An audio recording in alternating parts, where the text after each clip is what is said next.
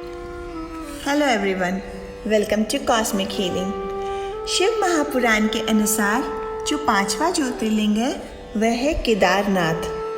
यह तीर्थ स्थल चारों धामों में से भी एक है। यह उत्तराखंड राज्य में स्थित है और पौराणिक कथा के अनुसार एक समय भगवान विष्णु नर और नारायण के रूप में बद्रिका आश्रम में तपस्या करने लगे।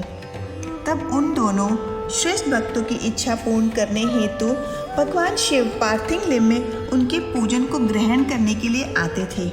इस प्रकार नर नारायण को भगवान शिव का पूजन करते करते बहुत समय बीत गया।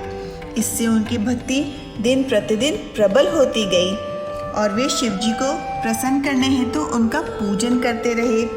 उनकी उत्तम तपस्या से प्रसन्न होकर भगवान शिव उनके समक्ष प्रकट हो गए और बोले, हे नर नारायण, मैं आपकी आराधना से बहुत प्रसन्न हूँ, मुझसे वर मांगो। भगवान शिव के वचन सुनकर नर नारायण बहुत प्रसन्न हुए और भक्त वत्सल कल्याणकारी शिव को प्रणाम करते हुए बोले, हे देवेश्वर, यदि आप प्रसन्न हैं तो हमारी प्रार्थना से आप साक्षात रूप में सदा यहीं विराजमान रहे। उन दोनों के अनुरोध पर देवाधिदेव महादेव जी हिमालय के केदार नामक उस तीर्थ में ज्योतिर्लिंग रूप में स्थित हो गए और वह ज्योतिर्लिंग संसार में केदारेश्वर के नाम से प्रसिद्ध हुआ। यह लिंग दुख और भय का नाश करने वाला है।